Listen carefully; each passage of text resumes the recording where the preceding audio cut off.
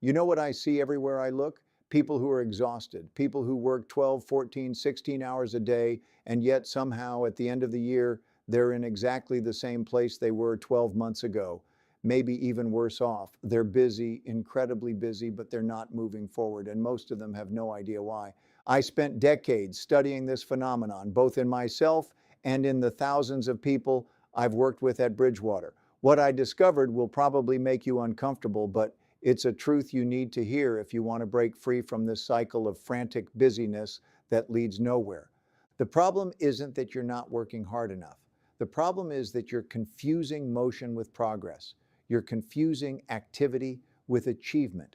You're so caught up in the doing that you've forgotten to ask the most important question. Is what I'm doing actually moving me toward my goals? Let me tell you about a conversation I had with one of our portfolio managers a few years ago. This person was working 18-hour days, constantly stressed, always busy. But when I looked at their results, they were mediocre at best. So I asked them a simple question. What did you accomplish today that moved us closer to our investment objectives? There was a long silence. Then they started listing all the meetings they attended, all the emails they sent, all the reports they read. But when I pressed them on which of those activities actually contributed to better investment decisions, they couldn't answer. They had been busy, incredibly busy, but they hadn't been productive. This is what I call the activity trap. It's the illusion that being busy means being effective.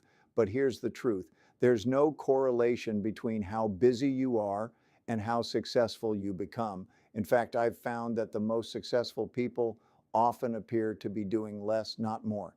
They're just doing the right things. The first principle you need to understand is this. Not all activities are created equal. Some activities move you forward. Others just keep you busy. And if you can't tell the difference, you'll spend your entire life running in place. Think about your typical day. How much time do you spend in meetings that don't lead to decisions? How much time do you spend on emails that don't require immediate action? How much time do you spend on tasks that feel urgent but aren't actually important? If you're honest with yourself, you'll probably realize that a huge portion of your day is spent on activities that don't really matter.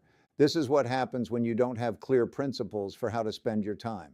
You react to whatever seems most urgent in the moment instead of focusing on what's most important for your long-term success. You let other people's priorities become your priorities. You say yes to everything because you're afraid of missing out on something important. But here's what I've learned. You can't have everything.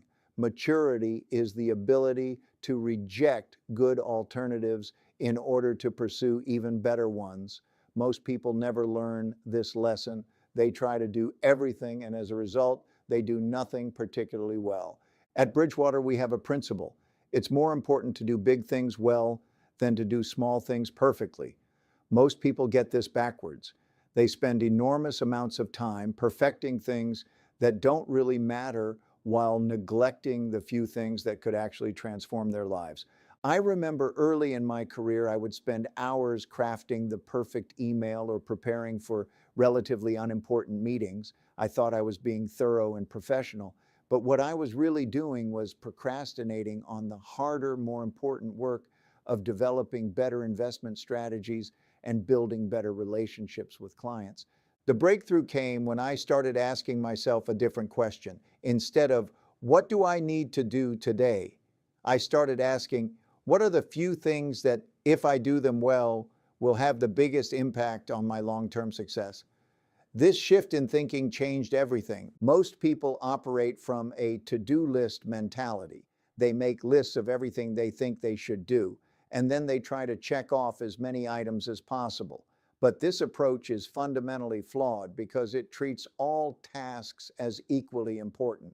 It doesn't distinguish between activities that create real value and activities that just create the illusion of progress. Instead, you need to operate from what I call a priority matrix. You need to identify the few activities that will have the most significant impact on your goals.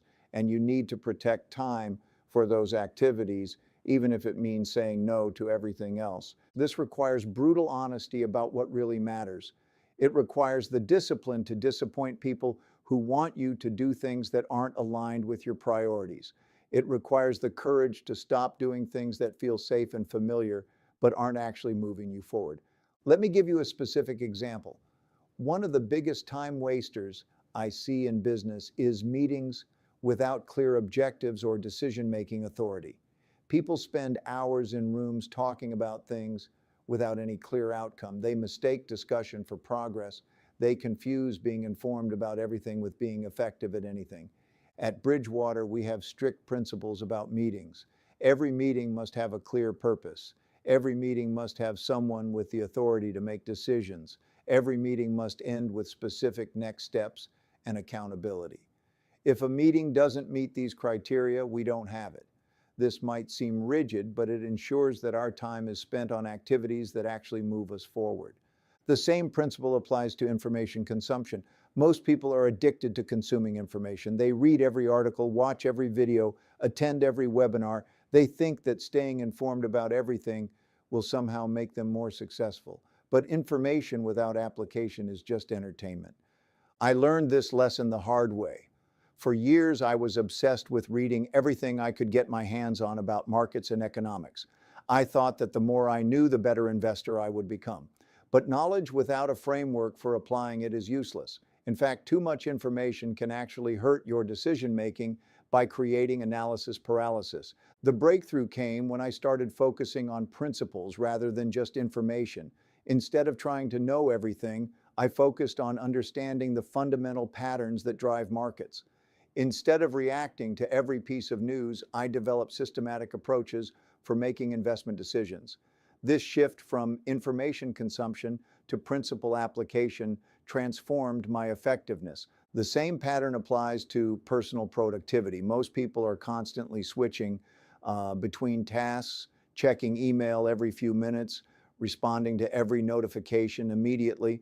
They think this makes them more responsive and effective, but research shows that this kind of multitasking actually makes you less productive, not more. Your brain needs time to focus deeply on complex problems. When you're constantly interrupted, when you're constantly switching contexts, you never get into what psychologists call a flow state. You never access your full cognitive capacity. You spend your day skimming the surface of problems instead of diving deep enough to find real solutions. This is why I block out significant periods of time for what I call deep work.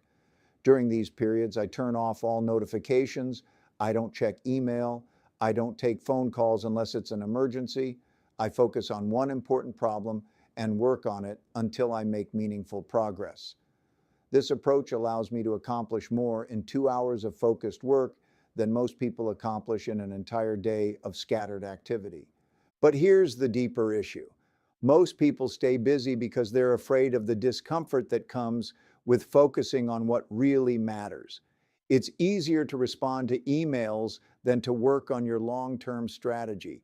It's easier to attend meetings than to have difficult conversations.